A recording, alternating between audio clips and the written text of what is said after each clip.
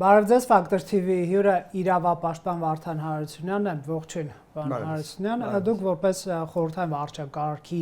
կողմից հետապնդման ենթարկված եւ բանտարկված շուտ 8 տարի, ընդհանրապես ինձ հետաքրքիր է ինչպես եք հետևում հայաստանյան վերջին զարգացումներին, երբ որ ըստ Civic կայքի ԱԱԾ-ն գաղտնազերծում է ԽՍՀՄ ԿԳԲ գործակալի եւ ասում են եզրաս arczepiskopos Ներսիսյան Թողիկոսի եղբոր վերջինս դեռ չէր մեկնաբանել, ես գիտեմ որ այս թեմային դուք վաղուց եք հետևում ընդհանրապես, հա, այս գործակալներին, ինչ գնահատական ունեք, ինչի մասն է սա։ Դեռ 90-ականների ամենաառաջին տարիներին մենք բան արեցինք, ես ինքս էի դրա նախաձեռնողը եւ ակտիվ մասնակիցը, իլյուստրացիայի մասին օրենքի նախագիծ պատրաստեցինք, որը Պարլամենտում նույնիսկ քննարկման չդրվեց, այսինքն զրույցների մակարդակով մերժվեց, համոզեցին, որպեսզի դա քննարկման չդրվի։ Դրանից հետո բազմիցս եղել են առիթներ, ես անդրադարձել եմ այդ թեմային, թե 90-ականներին, թե 2000-ականներին։ Ես միշտ եմ կարծել, հիմա էլ կարծում եմ եւ վստահ եմ, որ իլյուստրացիան մեզ պետք է, ճիշտ այնքանով մեզ պետք, որքանով պետք է դա Մերձբալթյան հանրապետություններին, խորհրդային, որքանով դա պետք է Լեհաստանին, էլի խորհրդային, որքանով դա պետք է Չեխերին, որքանով դա պետք է Բալկանյան խորհրդային երկրներին, որոնք իրականացրեցին այդ իլյուստրացիան եւ դրանից ոչ մի վատ բան Գրեք, ասում են Ռուսաստանը տողիք դիմակայության կբերի, մեզ պետք է։ Դե հիմա Ռուսաստանի հետ կբերի դիմակայության թե չի բերի ես չգիտեմ, բայց իլյուստրացիան դա համերաշխության գրավականն է հանրության մեջ։ Ոչ թե ինչ որ մեկին դատելու, դատապարտելու, դատափետելու, այլ մեր անցյալին ծանոթանալու եւ անցյալի հետ հաշտապրելու։ Այդպես է եղել բոլոր այն երկրներում, որ իլյուստրացիա իրականացվել է։ Ոչ միտեղ չենք տեսել, որ մեկի թորը գնա այն մյուսի թորանը սպանի կամ մեկը գնա մյուսի տունը վառի, չենք կարդացել նման տեղեկատվության չենք տիրապետում եւ չի էլ եղել, որովհետեւ իլյուստրացիայի նպատակը արդեն ասեցի, հաշտեցումն է, ոչ թե հակասությունների սրումը։ Այդ մեր երկրում էին կամ Ռուսաստանում էին կամ Ռուսաստանի ազդեցության ոլորտում գտնվող երկրներում էր, որ իլյուստրացիա չանելու համար որպես արդարացում ասում են որ դա կգրգռի, դա թշնամության առիթ կհանդիսանա եւ այլն, որովհետեւ իրենք գրգռելուց եւ թշնամություն սերմանելուց բացի այլ բանի մասի չեն մտածում։ Սա է ամբողջ խնդիրը։ Որ առողջացնել հասարակության։ Դա հենց առողջացնել, դա իլյուստրացիան առողջացման, հասարակության առողջացման մասին է։ Բայց հիմա որպեսի հարցին արդեն կոնկրետ վերադառնամ եւ կոնկրետ անձի։ Մենք կոնկրետ անձին կարող ենք անդրադառնալ, կարող ենք չանդրադառնալ, որովհետեւ անձը նշանակություն չունի։ Հայտնի էր դա գաղտնիք չի եղել, որ խորհրդային ԿԳԲ-ն եւ բուն ինքը պետական անվտանգության կոմիտեն եւ դրան զուգահեռ աշխատող կրոնի կոմիտեն, որ առընթեր էր խորհրդային միության հանրապետությունների կառավարություններին, նրանք բոլորն աշխատում էին եկեղեցիները եւ եկեղեցականներին իրենց ազդեցության ոլորտում պահելու վրա եւ հավաքագրում էին կրոնավորների եկեղեցիականների հավաքագրում էին։ Դա կասկածից դուրս է, նույնիսկ ես անձամբ ճանաչում եմ մարդկանց եկեղեցիականների, որոնք խորհրդային տարիներին դատապարտվել են մոսկովյան այլախոհներից, այլ քաղաքների այլախոհներից, որոնք առնչություններ են ունեցել եկեղեցու, եղել են կրոնավորներ, եղել են եկեղեցիականներ եւ փորձել են խոսել հենց այդ թեմայից։ Հենց այդ թեմայից խոսել, որ հավաքագրում են, ստիպում են եւ այլն եւ նրանց դատապարտել են։ Ես ճանաչում եմ այդպիսի մարդկանց։ Այսինքն վզում է եղել։ Այո, վզում նույնպես եղել է, բայց խորհրդային երկիրը շարունակել է նրանց հավաքագրել եւ ոչ մեկ չի զարմանա, եթե պարզվի, որ այս կամ այն եկեղեցիականը մեր կողմից շատ սիրված, նույնիսկ մահացած եկեղեցիականներ հայտնի դեմքեր, ես անուններ հիմա չեմ ցանկանում տալ, բայց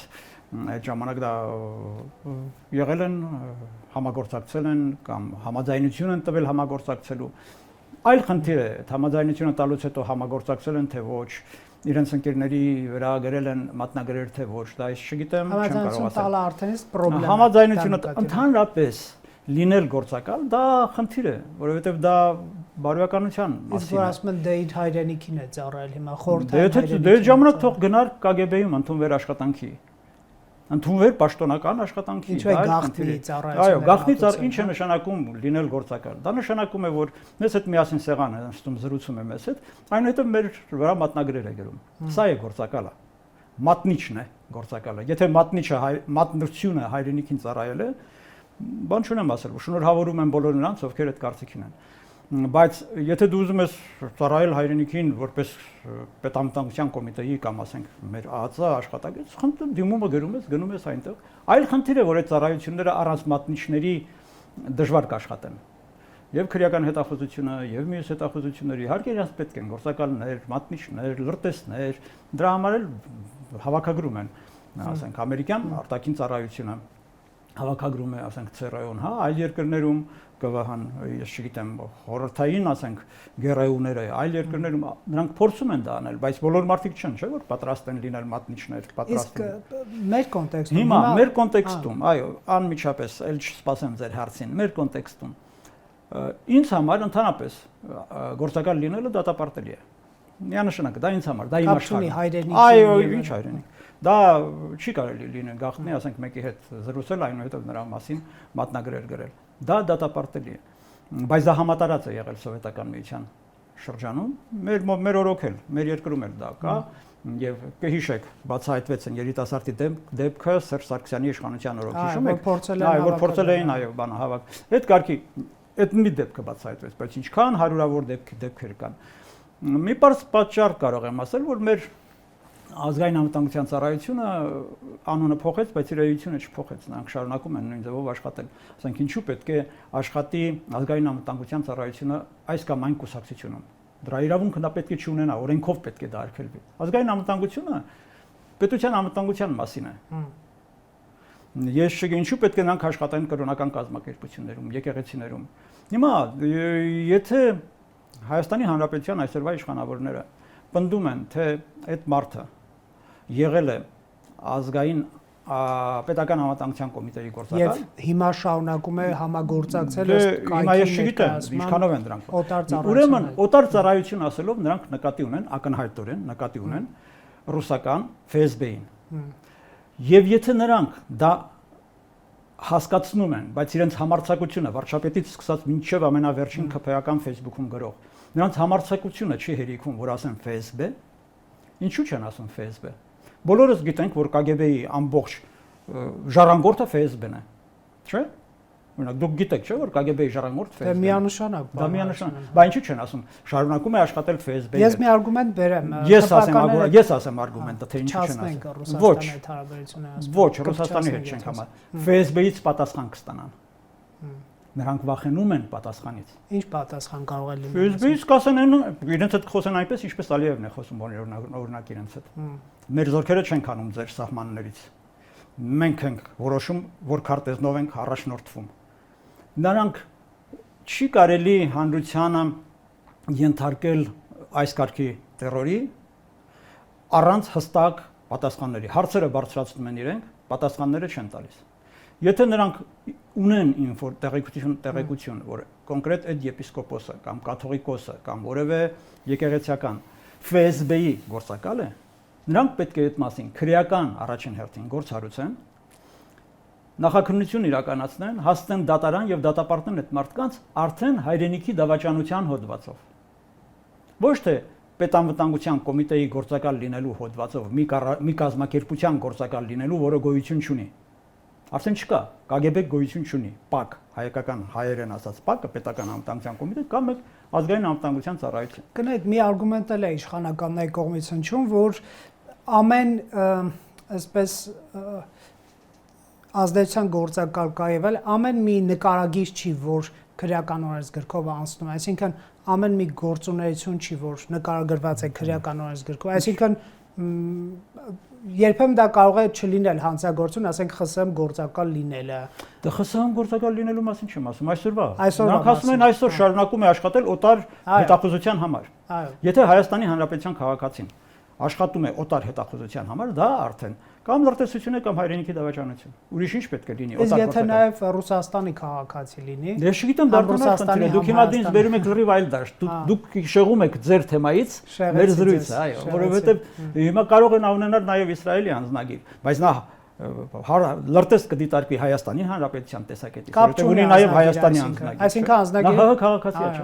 եւ վերջ հիմա եւ երկրորդը ենթադրենք ինչ որ մեկի եղբայրը եղել է ՊԱԿ գործակալ պետամտանության կոմիտեի գործակալ։ Բայց այդ ինչ որ մեկը, ասենք կաթողիկոսը պատասխանատու է իր եղբոր համար։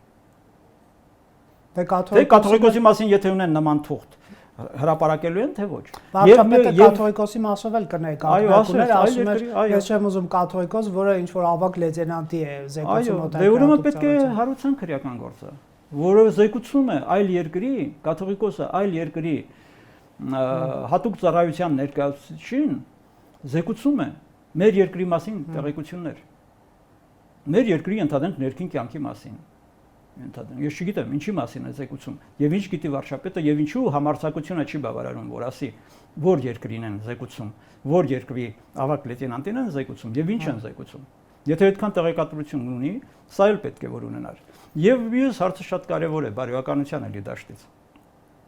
եթե մենք գաղտնազերծում ենք մեկ գործակալի ինչու չենք գաղտնազերծում մյուսներին ինչու լյուստրացիայի մասին օրենքը չենք ընդունում թող ընդունեն լյուստրացիայի մասին օրենք թող ընդունեն լյուստրացիայի մասին օրենք ենթադրենք մինչև կոնկրետ թվական նշելով մինչև ենթադրենք 2023 թվականը բոլոր գործակալներին լյուստրացիայի ենթարկեն տեսնենք իրենց մեջ ինչքան կան գործակալներ հիշում եք մեր արտաքին գործերի նախարարը այսօրվա բարձրացնում նույնպես չէ համագործակցել է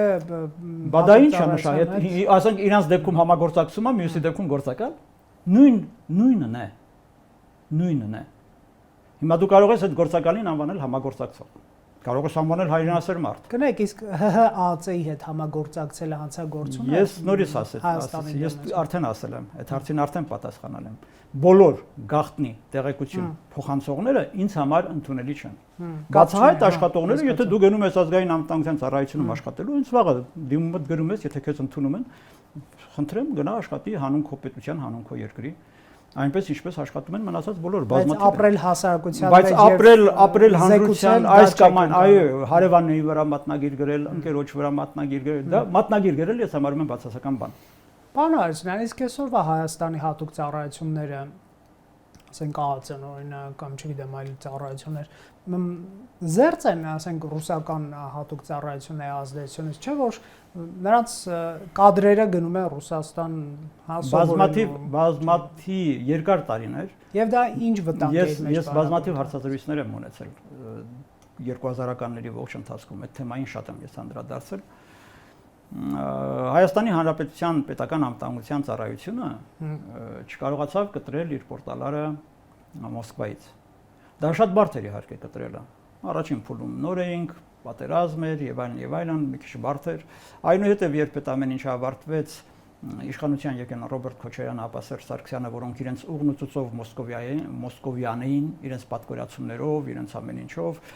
ոչ միայն մոսկովյան էին, այլ նաև սովետական էին, խորհրդային էին։ Նրանք վերականգնեցին, ամրապնդեցին արդեն բավականին թուլացած պետամտանգության ծառայությունը մեր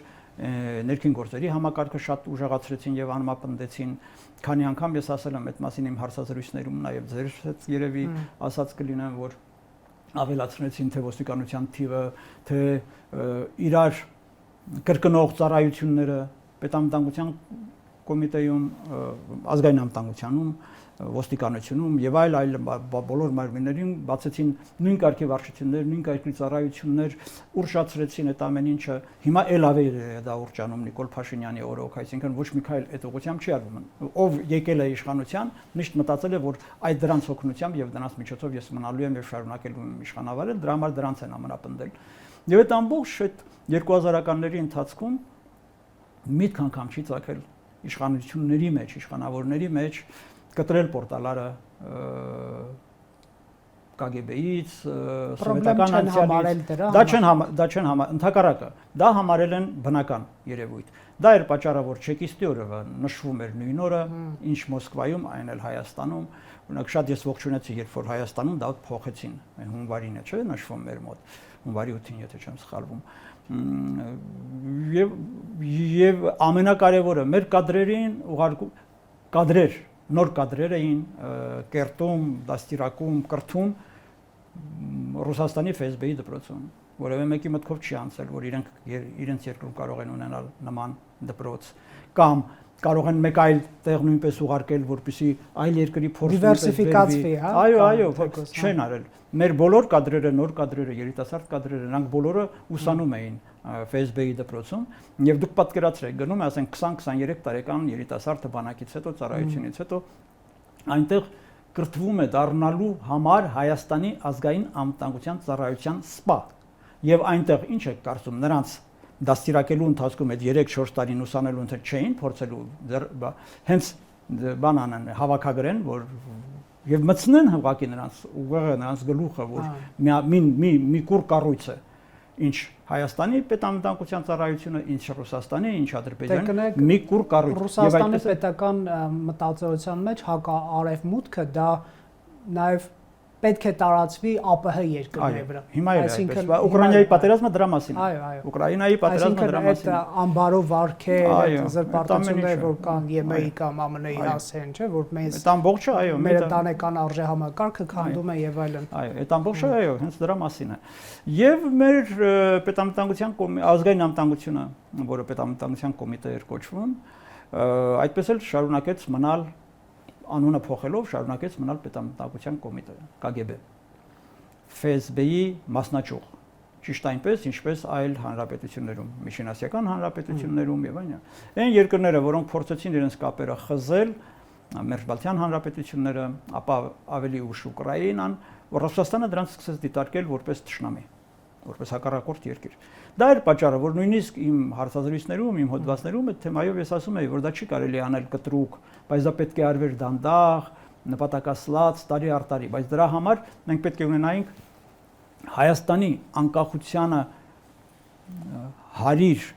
Հայաստանի անկախության մտքին հարազատ իշխանավորներ որպեսզի մենք չենք ունեցել 2000 թվականների ողջ ընթացքում եւ այսօր Հայաստանի անկախության մտքին հարիր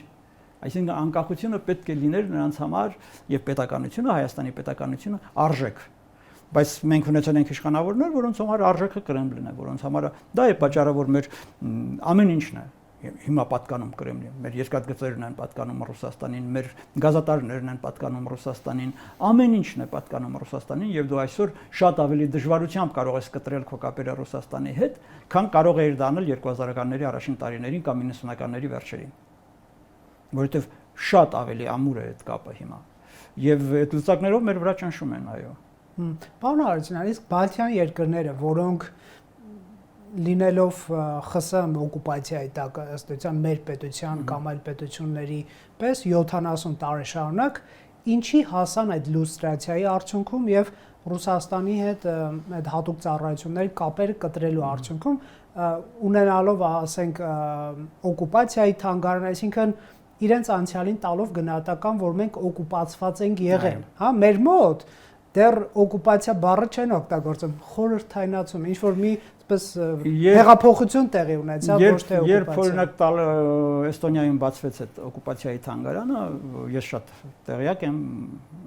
հրավիրվել եմ նաև իմ ընկերներից մեկն էր առաջին տնօրենը երկար տարիներ մնաց տնօրեն հիմա արդեն ինքը չի այնուհետև նույն կարգի թանգարան բացվեց շատ ավելի ուշ արդեն 2000-ականների կեսերի 2010-ականների կեսերի կողմերը բացվեց Կիևում որ նույնպես ես հրավիրված եմ եղել եւ մասնակցել եմ այդ կոնֆերանսներին, այդ հանդիպումներին, քննարկումներին ես վերադարձա Հայաստան հասկանում էի որ Կիևից վերադառնալուց հետո հասկանում էի որ պետության մակարդակով դա բարդ կլինի անելը որովհետեւ Սերժ Սարգսյանն էր ում դիմես անիմաստ էր այդ կարգի հարցով իրենց դիմելը եւ ես մտածեցի որ կարելի է հերվից սկսել շատ հերվից ոչ թե հերվից այլ անչափ հերվից հասարակական կազմակերպություններով նման մի քննարկում իրականացվի եւ թանգարանատիպ ինչ որ մի բան բացվի որևէ բան որը կարող է հիմք ծառայել որ ապագայում եթե ինչ որ փոփոխություններ լինեն այդ հիմքի վրա մենք արդեն բանա համել անունը կլիներ եւ ամոթ չէր լինի Նույնիսկ երկրների հետ շփվելիս, ասենք, լեհերի հետ շփվելիս, կարելի է ասել դե պետական մակարդակով չէ, բայց հասարակական մակարդակով մենք էլ ունենք։ Եվ ինչքան զարմացա ես, երբ այդ քննարկումները հուսով եմ կլսեն եւ ինձանից չեն նեղանա, իմ ծանոթները, բարեկամները եւ ընկերները, որոնց հետ քննարկել եմ, իսկ նրանք շատ են եղել, համատեղ քննարկումներ ենք անցկացնել։ Այդ քննարկումները սկսեցին զարգանալ, այդ օկուպացիա բառի մասին սկսեցին խոսել օրերով, օկուպացիա, անենք, չանենք, Ռուսաստանի վերաբերմունքը եւ այն, դա հկների մասին եմ ես ասում։ 1 ամիս, մոտավորապես 2 ամիս կամ 3 ամիս չեմ հիշում արդեն տևած քննարկումներից հետո, երբ արդեն այդ քննարկումների արդյունքում ամեն քննարկումից հետո թեմայից շեղվում էին, գնում էին հասնում եսի ուր, ես հասկացա, որ անիմաստ է այդ քննարկումները եւ փակեցի ինձ համար այդ թեման։ Ու այդ թեման ընդհանրապես փակվեց եւ լռության մատնվեց։ Հայաստանում հանրային պահանջել չեղավ դրա մասին։ Եվ ոչ միայն վրացիները փորձեցին թույլ ինչ-որ բան անել, հիմա չկա, գոյություն չունի, բայց Ուկրաինան ունեն Մերձբալթյան հանրապետությունները, ունեն արևելաեվրոպական երկրները, չեխերն ունեն բաները ունեն, լեհերը շատ մեծ թանգարան է նրանցը, այնտեղ եւ սովետական շրջանակա եւ ֆաշիստական շրջանակա։ Մի խոսքով, եթե դու պետություն ես, դու պետք է ունենաս կամք, քաջություն քո անցյալին նայելու։ Խորհրդային իրականությունը մեր անցյալն է եղել եւ մեր անցյալի ուսումնասիրությունը, մեր անցյալի ուսումնասիրումը եւ մեր անցյալի դատապարտելի դրվագները դատապարտելը չպետք է մեզ կաշկանդեն, բայց մեզ միշտ կաշկանդել են դա։ Դրա համար մենք ապրում ենք անկախ Հայաստանի Հանրապետությունում խորհրդային պատկերացումներով, խորհրդային ագենտների մասին խոսելով, խորհրդային գործակալների մասին ենք չենք խոսում։ Մենք չենք խոսում Հայաստանի Հանրապետության որևէ գործակալից։ Մենք խոսում ենք սովետական երկրի, որը գոյություն չունի, գործակալի մասին։ Մեր շափորոշիչները մնում են, մեր վարչապետը խոսում է օտարերկրյա ծառայությունների, լրտեսական ծառայություններ մատուցող հոգևորականների մասին եւ չի համարձակվում ասել թե այդ որ ծառայության, որ երկրի, որ ծառայության մասին է խոսքը, որովհետեւ ինքն էլ է այդ չափորոշիչների մեջ, որ չի կարելի Կրեմլի մասին խոսել։ Ամեն ինչ կարելի է ասել, ամեն ինչ կարելի է։ Կարելի է եկեղեցու դեմ գնալ, կարելի է, չգիտեմ, ամեն ինչ կարելի անել, բայց այ ՖՍԲ-ին հանկարծ նեղացնել չի կարելի։ Չի կարելի նեղացնել Կրեմլին, Պուտինի վրա չի կարելի եւ այլն։ Դրա համար ես բոլորովին չեմ զարմանա, եթե մեր զրույցը դարձնենք քաղաքական, որովհետև մինչև հիմա քաղաքականությունից չենք խոսել։ Ես բոլորովին չեմ զարմանա, որ մի օր հանկարծ պարզվի, որ մեր երկիրը, որը ամերիկացիների հետ ինչ որ հուշագիր ստորագրեց, եվրոպացիների հետ հուշագիր ստորագրեց, համաձայնությունների մի հսկայական պաշար կա արդեն կուտակված, որ հանկարծ շուռ գա եւ ասի, որ մենք այսուհետ նույնպես լինում ենք Ռուսաստանի հետ, մենք Ռուսաստանի ազդեցության ոլորտում։ Սեպտեմբերի 3-ի սինդրոմը կարծում եք կարող է կրկնվել։ Ես չեմ զարմանա։ Ես չեմ ասում, որ դա լինելու է, բայց երբ որ դա լինի եւ դուք ինձ հրավիրեք ձեր եթեր, մենք անպայման կհրավիրենք, բայց հուսակետ առիթով չենք հրավիրի։ Ես ձեզ կհիշեցնեմ, որ դա ինձ չի զարմացնում, որովհետեւ մտածողությունն է այդպեսին։ Մեր իշխանավորների, այսօրվա իշխանավորների նույնպես մտածողությունն է։ Հանրություն, եկեք համաձայնենք, որ պրոբլեմը ո՞րն է, երբ որ օտար պետությունները ունեն ազդեցություն ոչ միայն հատուկ ծառայությունների միջոցով, այլև քաղաքական ուժերի, նրանց խոսույթների, նարատիվների, կարգախոսների, գաղափարների միջոցով Հայաստանի արտաքին քաղաքականության վրա, օրինակ իր հարևանների ուղղությամբ, հա, այ մի բան է, երբ որ ես, այսպես ասենք, իմ արմատները, որպես ենթադրենք քաղաքական գործիչ Հայաստանի Հանրապետությունում են եւ ես սնվում եմ այս երկրից եւ ժողովրդից եւ համարում եմ, որ Արցախը պետք է հետ բերենք, դա մի ուրիշ պատմություն է։ Մի այլ բան է, երբ որ ինձ իմ ուղեղում կաթեցնում, որ դուք գնացեք հետ բերեք, մենք ձեզ կօգնենք, հա, այսպես երկիր նայրի տրամաբանության մեջ։ Այսինքն նաև ինտելեկտի սուվերենության խնդիր ունենք, չէ՞, մեր քաղաքական դաշտում սուվերենությունը, ընդ որում ես այդ ազգայնական տրամաբանության մեջ չեմ ասում, այսինքն մեր քաղաքականությանը միջամտել, մեր ներքին քաղաքականությունից զատ նաև որոշել մենք քանի րոպե պետք է ադրբեջանցիների եւ թուրքերի հետ կռվենք եւ ինքը որոշի թե երբ այդ պատերազմը կանգնեցնի։ Այնպես նման իրադրություններ կան։ Դա ցավոք այդպես է, հատկապես նորից հիմնաշատ ժամանակահատվածում այդ 2000-ականների ողջ ընթացքում, եթե հիշեք, այդ հայացքն ետենք, իսկ կհիշեք, արդեն այդ ժամանակ դուք լրագրող եք, պետք է որ հիշեք, մեր տարբեր կուսակցությունների ներկայացուցիչներ, տարբեր գործիչներ հպարտանում էին Մոսկվայի հետ ունեցած իրենց կապերով, լուսանկարներ էին տեղադրում ընտրությունից ընտրություն, հատկապես նախընտրական փուլերում։ Այո, գնում էին, հանդիպում էին այնտեղ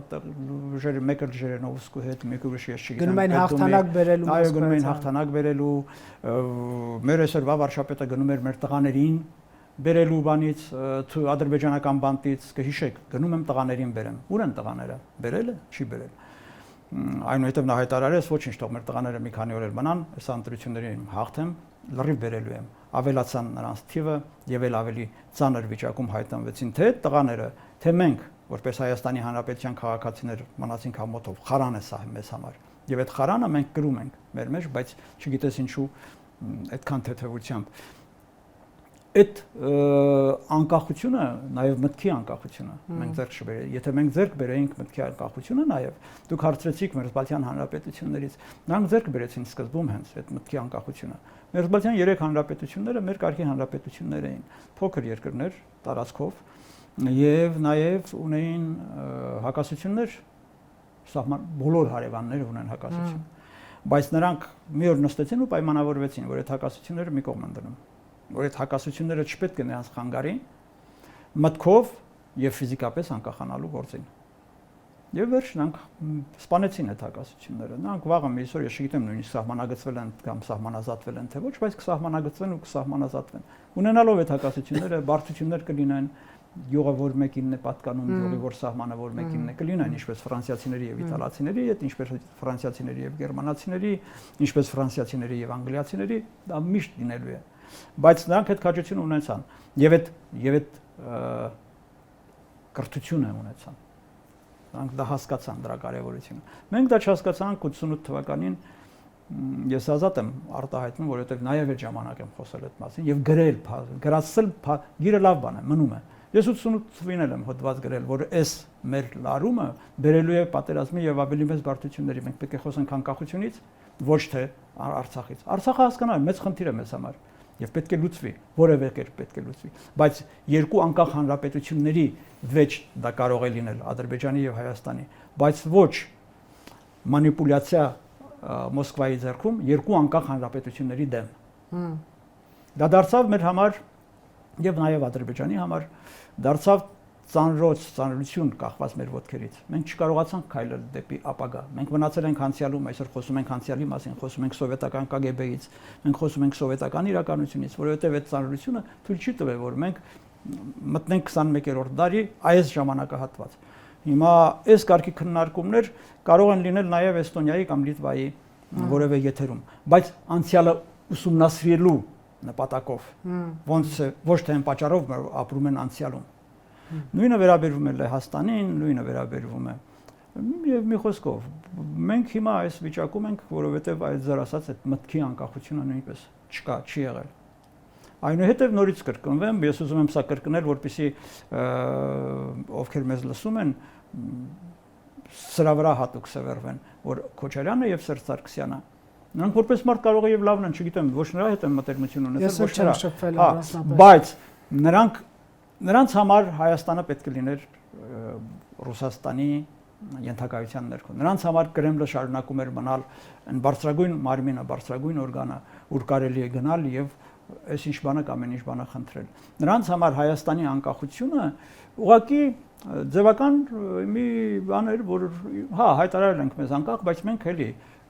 խորհրդային հանրապետություն չենք։ Հայտարարել ենք մեզ անկախ, բայց գիտենք, չէ՞, ճշմարտությունը։ Բայց գիտենք, որ մենք դրա համար էլ Հայաստանը արտաքին քաղաքականություն չի ունեցել, կհիշեք ՄԱԿ-ում քննարկումները, մնացած միջազգային կառույցներում քննարկումները, քվեարկությունները, բոլոր քվեարկությունները էական սինխրոն Ռուսաստանի հետ, նաև այն դեպքում, որ հակասել են Հայաստանի շահերին անգամ, Հայաստանի շահերին հակասող են քվեարկել։ Այո, Ղրիմի հետ կապված եւ այլն, որովհետեւ դա էր պահանջվում բանով, հանձնարարականով եւ վերջ։ Հիմա Փառք Աստծո, մի փոքր կան օրինակներ, երբ Հայաստանը անկախ քվեարկում է կամ այդ քվեարկությունների ժամանակ վախվորած չեզոք է մնում կամ չի մասնակցում քվեարկությունների։ Սրանք թեթև քայլեր են, որոնք հույս են ներշնչում, այս իշխանությունների օրոք իհարկե այդ հույսը թող լինի, թող ներշնչվի, դա ապագայի խնդիր է։ Այսօր նույնպես, ես արդեն ասեցի, ես չեմ զարմանա շրջադարձից, չեմ զարմանա, բայց հուսանք որ չլինի այդ շրջադարձը։ Շնորհակալ եմ զրույցի համար, պարոն Հարությունյան։ Ֆակտոր TV-ում հյուրընկալել ենք Վարդան Հարությունյանին։